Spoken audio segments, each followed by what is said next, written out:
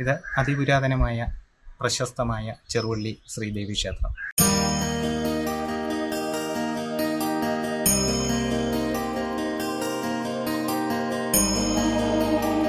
ഭദ്രകാളിയാണ് ഇവിടുത്തെ പ്രതിഷ്ഠ. ഭദ്രകാളിയാണെങ്കിലും ശാന്തസ്വരൂപിണിയായിട്ടുള്ള ദേവിയാണ്.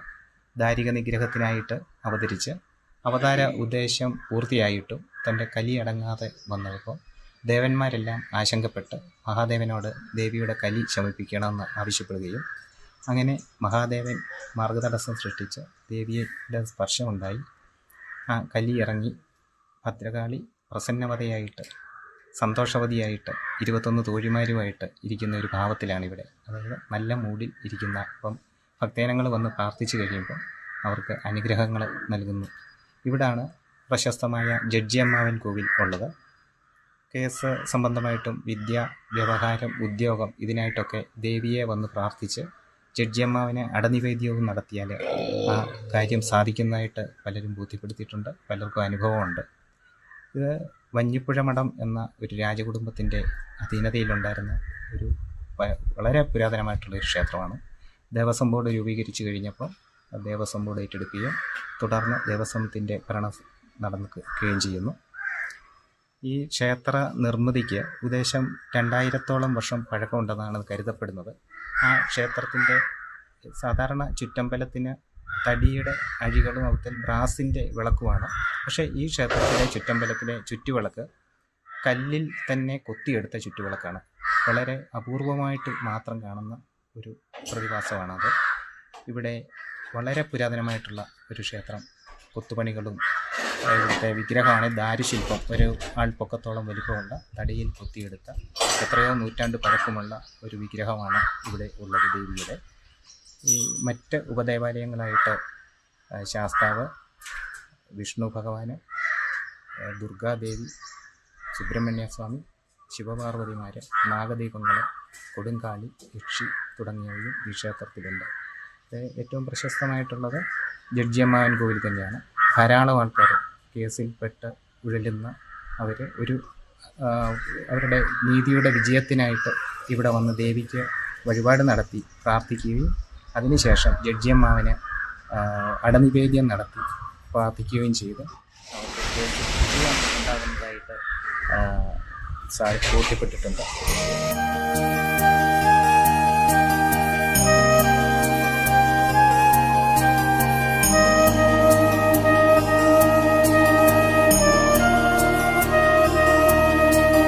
ധാരാളം പേര് പല കാരണങ്ങളാൽ കേസിൽ പെടുന്നുണ്ട്. അപ്പോൾ അവർ പല അനുഭവങ്ങളിൽ നിന്ന്, ദുഃഖങ്ങളിൽ നിന്ന് മോചനം നേടാനായിട്ട് നമ്മുടെ ഭാഗത്ത് നീതിയുടെ ഒരംശമെങ്കിലും ഉണ്ടെങ്കിൽ, നമ്മുടെ ഭാഗത്ത് ധർമ്മത്തിൻ്റെ ഒരംശം ഉണ്ടെന്നുണ്ടെങ്കിൽ തീർച്ചയായിട്ടും ഇവിടെ വന്ന് ദേവീക്ഷേത്രത്തിൽ വന്ന് ദേവിക്ക് വഴിപാടുകൾ നടത്തി വൈകുന്നേരത്തെ പൂജകളിൽ പങ്കെടുത്ത് പ്രാർത്ഥിച്ചതിന് ശേഷം രാത്രിയിൽ മാത്രം, ദേവീക്ഷേത്രം അടച്ചതിന് ശേഷം മാത്രമാണ് ഈ ക്ഷേത്രം തുറക്കുന്നത്. അതായത് ഇതൊരു ദേവതയല്ല, ഒരു ആത്മാവിൻ്റെ പ്രതിഷ്ഠയാണ്. അപ്പം ദേവന്മാരുടെ ക്ഷേത്രങ്ങളെല്ലാം അടച്ച് അതിനുശേഷം മാത്രമേ ഈ ക്ഷേത്രം തുറക്കുകയുള്ളൂ. ഇതൊരു പണ്ട് ഏതാണ്ട് 600 വർഷങ്ങൾക്ക് മുമ്പ് ഉണ്ടായിരുന്ന ഗോവിന്ദപിള്ള എന്ന ഒരു നീതിമാനായ ജഡ്ജി, അന്നത്തെ രാജവംശത്തിലെ ഒരു കോടതിയിലെ ജഡ്ജിയായിരുന്നു. അദ്ദേഹം അബദ്ധത്തിൽ തന്നെ അനന്തരവനെ തന്നെ വധശിക്ഷയ്ക്ക് വിധിക്കുകയും ആ ശിക്ഷ നടപ്പാക്കുകയും ചെയ്തു. ശിക്ഷ നടപ്പാക്കി കഴിഞ്ഞപ്പോഴാണ് അദ്ദേഹത്തിന് ബോധ്യമായത് അദ്ദേഹത്തിന് വിധി തെറ്റിപ്പോയി. ഈ ജഡ്ജിക്ക് വിധി തെറ്റിപ്പോയി. അതായത് അനന്തരവൻ നിരപരാധിയായിരുന്നു. അങ്ങനെയുള്ള ഒരാളെ ശിക്ഷിച്ചതിൻ്റെ പ്രായശ്ചിത്തത്തിൽ രാജാവിനോട് പറഞ്ഞു എനിക്ക് ശിക്ഷ വിധിക്കണമെന്ന്. പക്ഷേ നീതിമാനായിട്ടുള്ള ഒരു ജഡ്ജി ആയിരുന്നതുകൊണ്ട് പത്മനാഭപിള്ള എന്നാണ് അനന്തരവൻ്റെ പേര്. ആ അനന്തരവനെയാണ് വധശിക്ഷയ്ക്ക് വിധിച്ചത്. അപ്പോൾ ഈ ഗോവിന്ദപിള്ള എന്ന് പറയുന്ന ജഡ്ജി നീതിമാനായിട്ടുള്ള ഒരാളായിരുന്നതുകൊണ്ട് രാജാവ് ആ ശിക്ഷയിൽ നിന്ന് ഒഴിവാക്കി. പക്ഷേ പശ്ചാത്താപം കാരണം പറ്റുന്നില്ലാഞ്ഞിട്ട് അദ്ദേഹം പറഞ്ഞു എനിക്ക് ശിക്ഷ തന്നേ പറ്റുള്ളൂ. അപ്പോൾ രാജാവ് പറഞ്ഞെങ്കിൽ അങ്ങയുടെ ശിക്ഷ അങ്ങ് തന്നെ വിധിച്ചു കൊള്ളാൻ പറഞ്ഞു. അങ്ങനെ മരണം വരെ കുതികാല് വെട്ടിയിട്ട് മരണം വരെ തൂക്കാനായിട്ട് ശിക്ഷ വിധിക്കുകയും അത് നടപ്പാക്കാനായി ഉത്തരവിടുകയും ചെയ്ത് ആ ശിക്ഷ നടപ്പാക്കി. ഈ ശിക്ഷ നടപ്പാക്കി കഴിഞ്ഞപ്പോൾ രാജ്യത്തും രാജകുടുംബത്തിലും മറ്റ് അനർത്ഥങ്ങളും പ്രശ്നങ്ങളും ഒക്കെ ഉണ്ടായപ്പോൾ ദേവപ്രശ്നം വെച്ചപ്പോൾ ഈ ഗോവിന്ദപിള്ള എന്ന് പറയുന്ന ജഡ്ജിയുടെ ആത്മാവും നേരത്തെ ശിക്ഷിക്കപ്പെട്ട പത്മനാഭപിള്ളയുടെ ആത്മാവും അലഞ്ഞു തിരിഞ്ഞ് നടക്കുന്നതായിട്ട് അവരെ ആവാഹിച്ച് അവരവരുടെ ധർമ്മദൈവങ്ങളുടെ അടുത്ത് കൊണ്ട് കുടിയിരുത്തണമെന്ന് വിധി വിധി ഉണ്ടായതനുസരിച്ചാണ് ജഡ്ജിയമ്മാവിൻ്റെ ആ ഗോവിന്ദപ്പള്ളിയുടെ ധർമ്മക്ഷേത്രമായ ധർമ്മദൈവമായ ചെറുവള്ളി ഭഗവതിയുടെ ഈ നടയിൽ അവർ ഒരു ക്ഷേത്രം പണിത് ഈ ആത്മാവിനെ പ്രതിഷ്ഠിച്ചത്. അപ്പോൾ അത് ആത്മാവിൻ്റെ പ്രതിഷ്ഠയായതുകൊണ്ട് ദേവന്മാരുടെ സമയങ്ങളിൽ പ്രവേശനമില്ലാത്തതുകൊണ്ട് ദേവന്മാരുടെ എല്ലാ ക്ഷേത്രങ്ങളും അടച്ചതിന് ശേഷം രാത്രിയിൽ മാത്രമേ ഇവിടെ തുറക്കുകയുള്ളൂ. ഇവിടെ അടനിവേദ്യമാണ് വഴിപാട്. അത് മുൻകൂട്ടി ബുക്ക് ചെയ്യണം. വരുന്ന അന്ന് രാവിലെയോ തലേ ദിവസമോ ക്ഷേത്രത്തിൽ വിളിച്ച് ബുക്ക് ചെയ്തതിന് ശേഷം വൈകുന്നേരം 6 മണിയോടുകൂടി എത്തി ദേവീക്ഷേത്രത്തിലെ വഴിപാടുകൾ നടത്തി അവിടുത്തെ പൂജകളിൽ പങ്കെടുത്തതിന് ശേഷം വേണം ഈ ജഡ്ജിയമ്മാവിന് വഴിപാട് നടത്താൻ. 85 90 82 67 45 എന്ന നമ്പറിലാണ് വിളിച്ച് അടനിവേദ്യം ബുക്ക് ചെയ്യേണ്ടത്. അടനിവേദ്യമാണ് ഇവിടുത്തെ.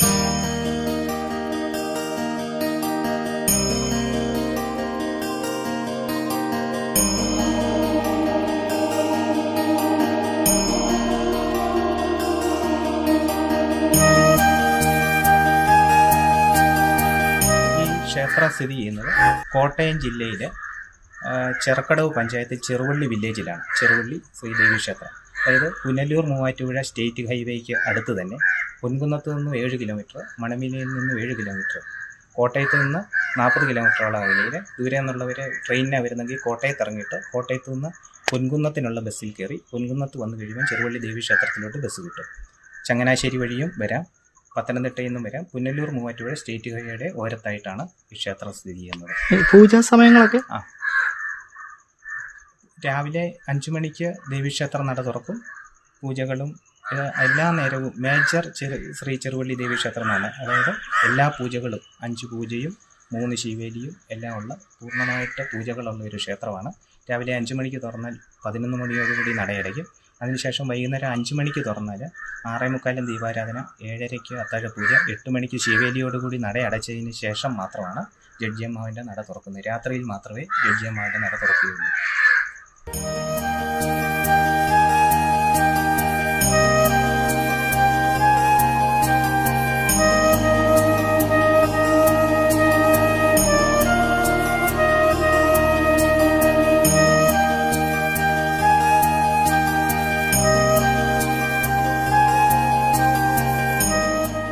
ഇതാണ് പരിപാവനമായ ദേവിയുടെ തീർത്ഥക്കുളം. മൂലസ്ഥാനമായ കറുത്തമഞ്ഞാടി ആൽത്തറയിൽ ദേവിയുടെ സാന്നിധ്യം കണ്ടെത്തുകയും തുടർന്ന് ഈ ഭാഗത്തോട്ട് വന്ന ആദ്യം ഈ ജലത്തിലാണ് ദേവീ സാന്നിധ്യം ഉണ്ടായതെന്നും തുടർന്നാണ് ക്ഷേത്രം പണിത് ഇവിടെ ദേവിയെ കുടിയിരുത്തിയതെന്നുമാണ് കരുതപ്പെടുന്നത്. അങ്ങനെ പരിപാവനമായ ഒരു ക്ഷേത്രക്കുളമാണിത്. ധാരാളം മത്സ്യങ്ങളും ഒക്കെയുണ്ട്. ക്ഷേത്രത്തിലെ പൂജയ്ക്കായിട്ട് വരുന്നവരെ മാത്രം കുളിച്ച് പോകുന്നു. അതിന് മാത്രമേ ഈ കുളം ഉപയോഗിക്കുന്നു.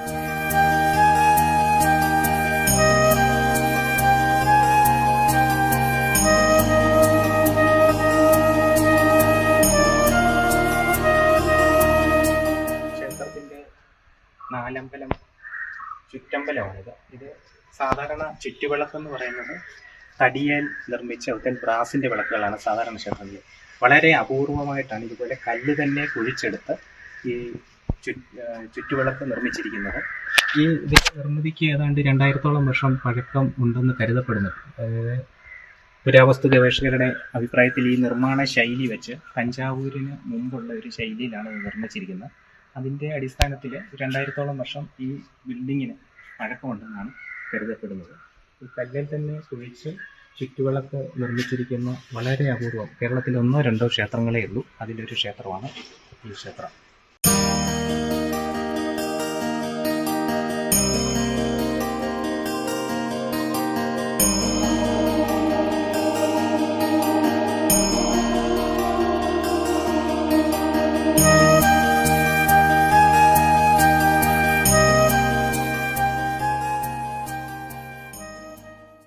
ഇതാണ് പാട്ടമ്പലം. ദേവിയെ ആദ്യം കൊണ്ടയിരുത്തി എന്ന് കരുതപ്പെടുന്ന സ്ഥലമാണ്. ഇവിടെ ഉത്സവത്തിനും 41 മഹോത്സവ സമയത്തും കളവെഴുത്തും പാട്ടുമുണ്ട്. ഇത് നിർമ്മാണ വൈദഗ്ധ്യം കൊണ്ട് വളരെ പ്രശസ്തമാണ്. കാരണം ഇതിൻ്റെ കഴുക്കോലുകളെ തമ്മിൽ ബന്ധിപ്പിക്കുന്ന വള നാഗവളയെന്ന് പറയും. വളഞ്ഞിരിക്കുന്ന ഈ വള ഇത് ഒറ്റത്തടിയാണ്.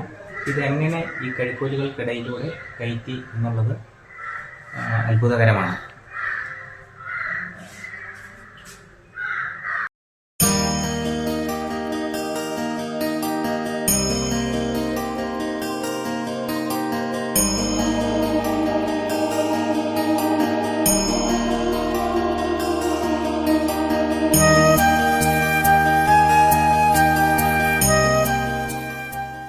ഭദ്രകാളി നട.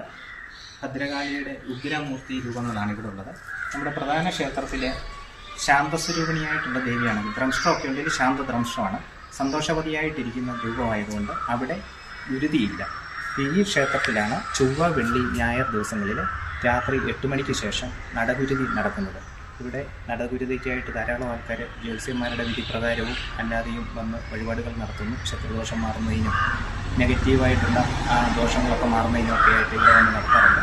അതോടൊപ്പം യക്ഷിയമ്മയുടെ നടയാണിത്. ഇവിടെ വറനിവേദ്യവും നടത്തുന്നു ചൊവ്വ, വെള്ളി, ഞായർ ദിവസങ്ങളിൽ രാത്രി 8 മണിക്ക് ശേഷം.